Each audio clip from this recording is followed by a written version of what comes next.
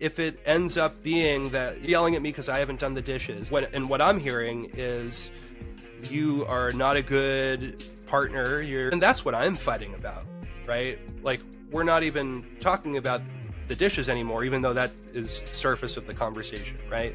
Mental health, emotional health, physical health, deeper understanding, actionable takeaways to improve your quality of life. We're the Level Up guys. Even guys can have emotionally literate conversations, and we're the guys that are going to prove it. I'm not big into gardening. I do love the idea of it, but just in terms of practice, I'm not huge into it. But yeah, my wife really enjoys it, and I have a lot of friends who are really into it. And I frequently hear about or see them literally, going up to the plants and like moving them around with their hands, like kind of like messing with the leaves a little bit, and even the trimming of some of the growth. Right. That all is causing conflict within, the existence of the plant. Right. Like, it was just doing its thing, feeling great. And now another force comes here and is creating essentially friction or tension, or, moving it around or cutting it. And that's actually what creates better and more sturdy growth. absolutely. Yeah, pruning promotes growth. Even if you prune the roots, there's a technique called root pruning. We could go around the perimeter of a pretty small to medium-sized tree and cut straight down in a circle in a nice diameter, and you root prune, and that invigorates growth. Oh, that's crazy. Yeah. So it happens with the roots too. Yeah. Just the same as you could like prune the top growth off, and you would promote new growth that way by creating that conflict, creating that thing. Yeah. Nice. Well, and so, I mean, that also makes me think about how, some, like, if we use our partners as like helpful gardeners, and we allow for that to kind of show up as, in our lives with the conflict, then like we could be like they could actually be contributing to our growth. Yeah. Or lack thereof, because in both scenarios, it's a science. If you prune a hydrangea at the wrong time of year, you will not get flowers that year. If you prune this way versus this way, you're dictating the direction of the growth of the next stem. So you could easily like kill a plant, kill a tree, or you could have like more flowers and more growth and more fruit from it. But it's a science to it. You have to be really considerate of what you're doing. Yeah. That's interesting. I never even think about like the direction of pruning. One thing to just kind of share, like, more on a more personal note about conflict and how I've historically handled it and how I try to do it now. So I don't think on the podcast we've talked about Enneagrams at all, and that could be its whole own episode or series or whatever. Not that I'm an expert, but I frickin' love them and think they're super valuable. So I'm an Enneagram 9, which is the peacemaker. And one of the key defining things of the peacemaker is they do not bring conflict to their relationships, and they do not budget their energy for others to bring conflict to them. And so it becomes very dysregulating, or, it's kind of avoided. And so historically in relationships, romantic as well as friendships, and certainly at work, it is hard for me.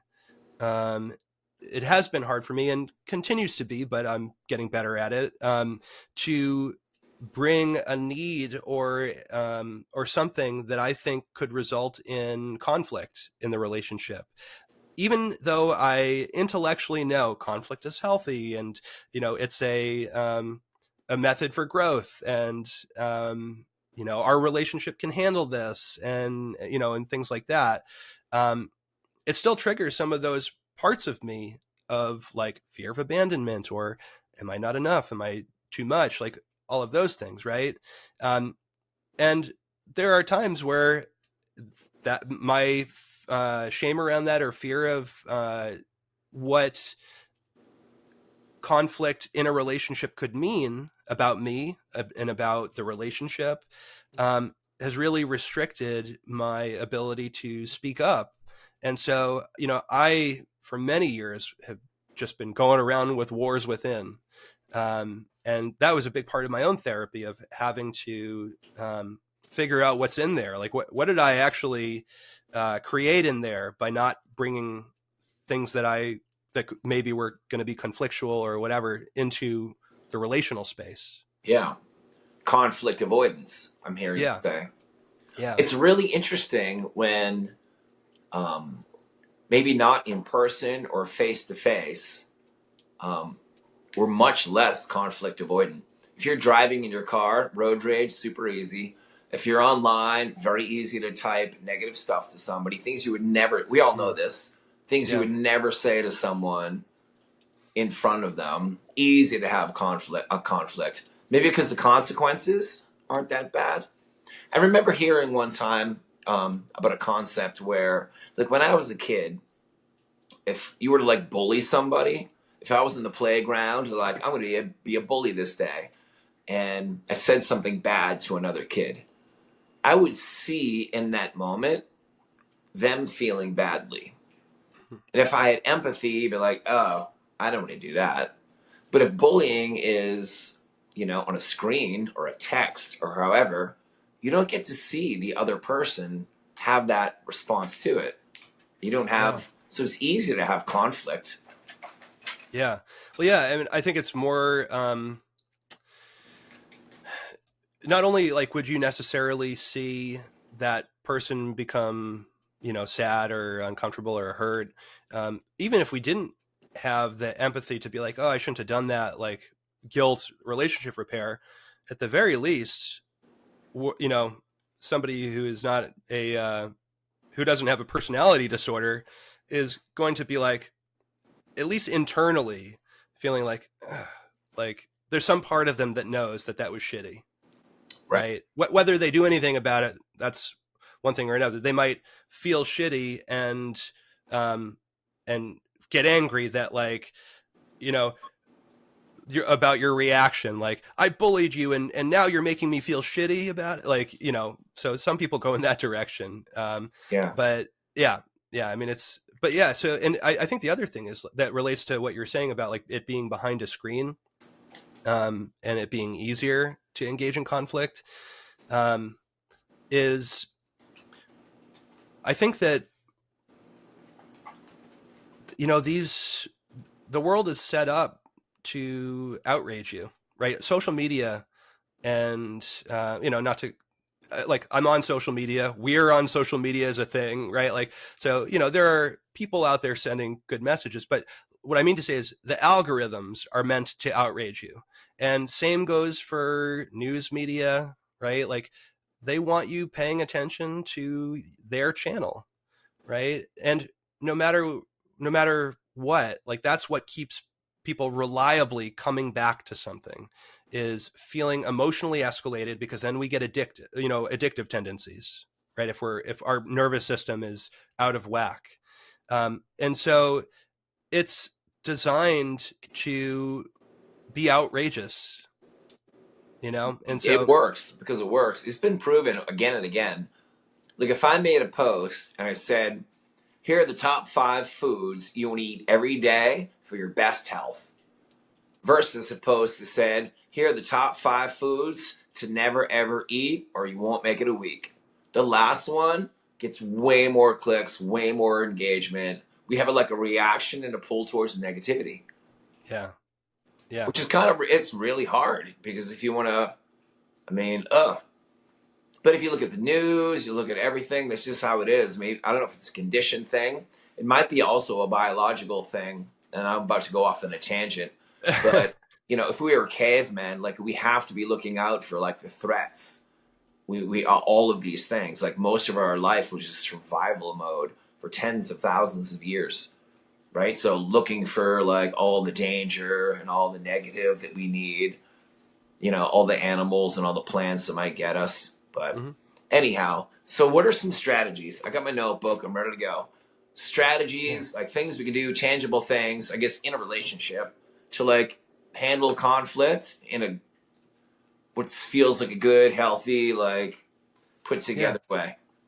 Yeah. So, I mean, let's start with things that the couple, and the individual can do before you're actually in conflict.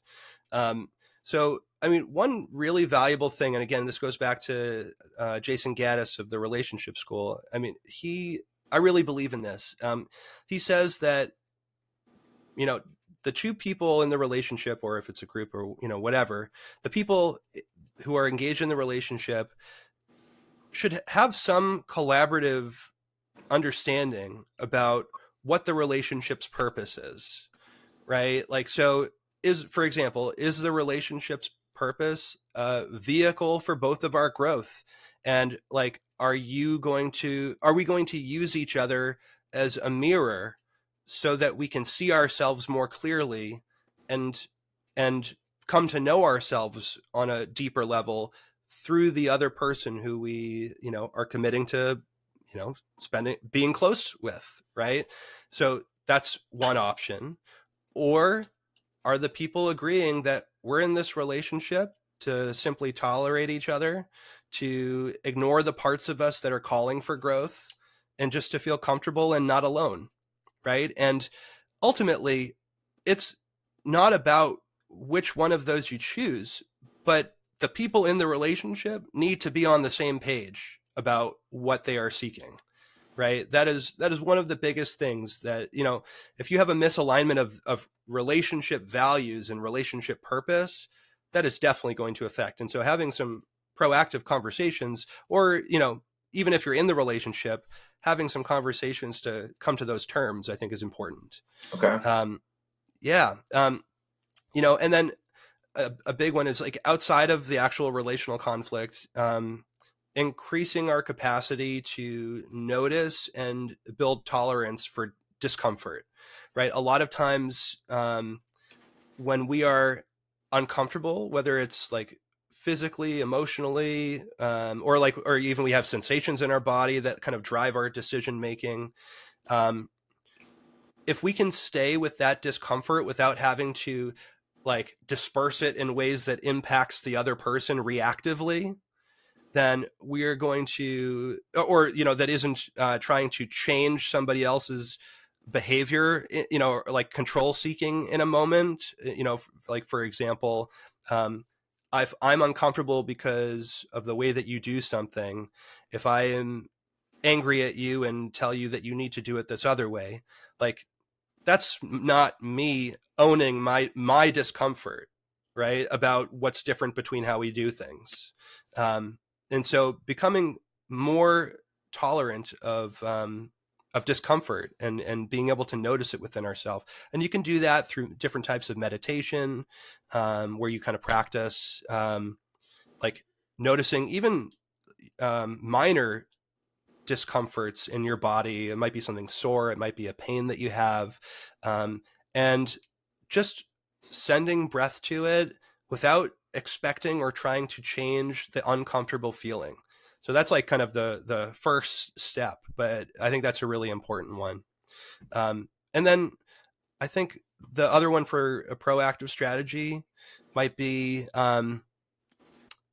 recognizing the history that we're bringing into the relationship, and potentially even sharing that with, vulnerable conversations with the other person, so that they can also know when we get activated in conflict, here's what I'm coming with, right? And so that way we can own those pieces in front of the other person by saying like, hey, that thing is showing up for me, and I just want to acknowledge that, like, a channel has been opened to that. And so I don't know if I need space. I don't know if, like, I'm going to sound really aggressive or whatever, but I just want to put that out there. And it's less like you're making me feel this way, and more taking responsibility for the history that has got me to, to these feelings.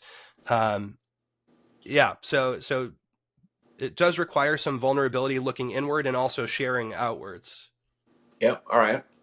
So let's just say we do all of our work, we're trying to be proactive, and it's going to happen still when we're in the thick of it. And I can think about, yeah, make sure that you're breathing, trying to keep your nervous system regulated. If being low blood sugar typically like triggers you, like don't do that. If you're texting and you're in conflict, maybe try to like jump on the phone or meet for coffee, or being willing to like step away from it for. But what are some strategies beyond those little simple things that are like boots on the ground? It's about to go down. I'm feeling conflicted with another person. What do you do?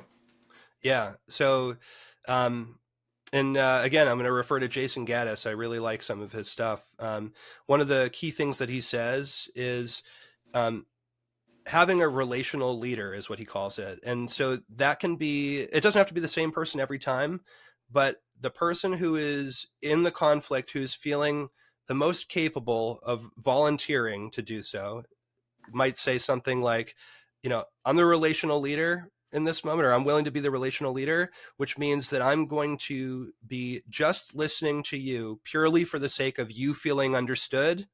And then essentially you do that by using reflective listening to check for understanding with the other person. When that sounds like, if I'm understanding correctly, you're feeling upset because, fill in the blank. And maybe they even share like, and that opened up the channel for this connection to this childhood experience. If they're really in tune. And so right now you're feeling really flustered and just upset with me as a result of that. Is that right? And so that checking for understanding, and then it goes, he would suggest that it switches to the other person, and then they are the relational leader as well. So let me stop you though, because yeah, what you're saying is coming from like, if everybody's really calm, if everybody's like get their head on straight, if everybody's already like done all the research and in all the stuff, what if there's a conflict where like it's elevated and you're not thinking clearly? I don't have the capacity to say, hey, blah, blah, blah, where it's like, nah, this sucks. I don't like, and what do you do then? Yeah, I think that's a great question. So in those moments when we're activated, we're not even arguing about the thing that we're arguing about. Right. And so like you have to, if you can't have that resonate, then good luck. Right. But if it ends up being that, you're yelling at me because I haven't done the dishes, and what I'm hearing is, you are not a good partner. I'm going to leave you because you're not contributing enough or whatever. Then that's what I'm fighting about.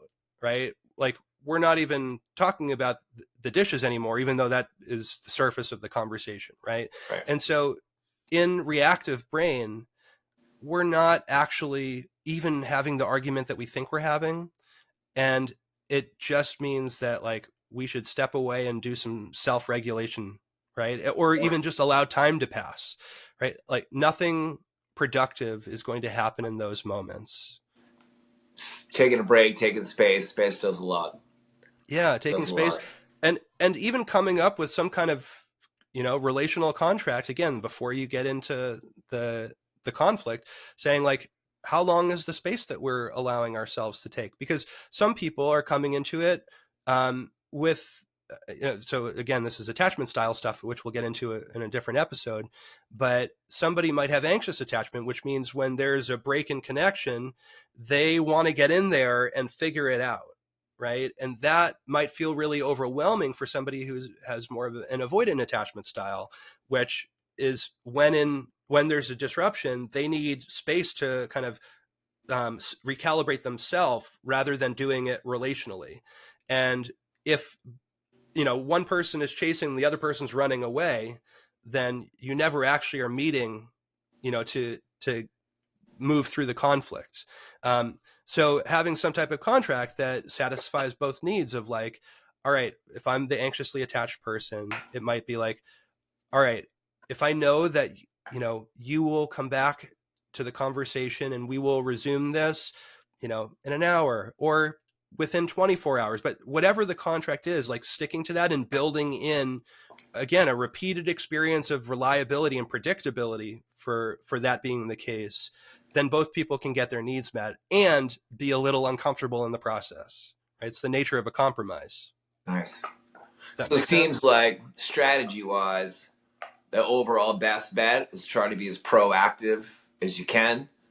And if you're in the thick of it, be willing to take breaks, be willing to be on the right platform if you're texting somebody or whatever. But being Yeah. proactive and thinking it through before you even get to that point can really help. That's a big part of it, and I mean, and so just to offer also some language that people can even use directly, in their conflict moments. Um, so, as I mentioned before, that reflective listening, checking for understanding, right, and even once that person says like, "Yes, it sounds like you get it," acknowledging that, and this is a technique from the Imago developers. They also deal in like conflict communication, but asking, is there more you'd like to share? Because what the value in that, what that does, even after the person feels understood, they know, all right, now it's my turn, and I'm gonna need to arm up a little bit. I'm gonna need to put on some armor, because I know something's about to come my way, right?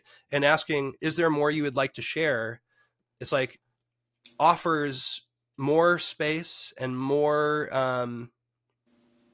It's like oh, you actually do care. You're not just waiting to kind of attack me. Yep. Right. So that can be disarming in many ways. So I think that there's a lot of value, like in the, is there more you'd like to share Right. piece? Yeah. Sometimes, I mean, sometimes there's a conflict. I know for me, sometimes I'm looking for a solution, and sometimes I just want to be heard. Sometimes I just want the cathartic effect of just saying it, getting it out, where there doesn't now have to be, the solution to the side. Yeah, that makes Yeah. sense. Another one that Mark Groves uses is, I can see some truth in what you're saying, right? So if somebody is sharing something that it maybe even is hard for us to hear about how we've impacted them, Mm-hmm. being able to own, I can see some truth in what you're saying. And that's just seeing the, You do tell me that why to me you're, all the time. You do it to me, oh yeah. and I do it too. I took it from you, and I'm like, I do it all the time. It's truth what you're saying. It's a really nice thing. It's very elegant, I think. Yeah. And I mean, the Because reason I even if like I it, think, you're right, you're out of your mind. You have no idea what you're talking. Well, there's some truth to what you're saying. It's a nice way to avoid conflict at all. well, and I think whether it avoids conflict or not, because again, like my goal, like it would, I could very easily align with avoiding conflict, right?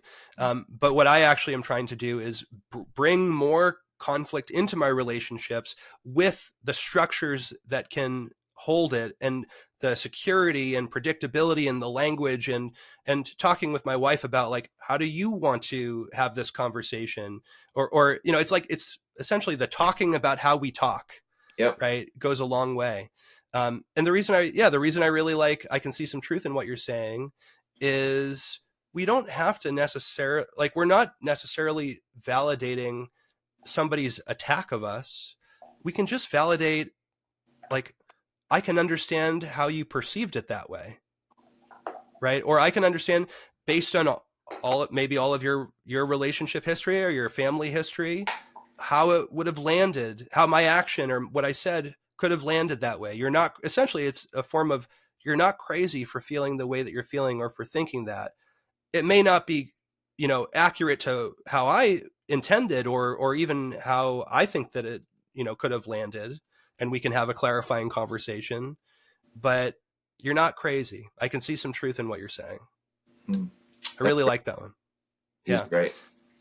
And then another one that I often will recommend to clients that I work with, is, a lot of times when we have anxiety or we have a worry, we manage it internally first, and start taking guesses about, or even projections about what that worry will result in, or what it will, how somebody else is going to behave. And then we are anxiously control seeking, and kind of, locking people into this framework, and they feel it, right? Like even if we are not bringing our thoughts to other people about them, they feel when we're worried about them, or and when I say worried, not like concerned, necessarily concerned for them, but like worried about how they're going to impact us, right? People feel that. And I think it's really can be so valuable to just actually dial it back and recognize internally, like, what is the worry that I'm having right now about this person?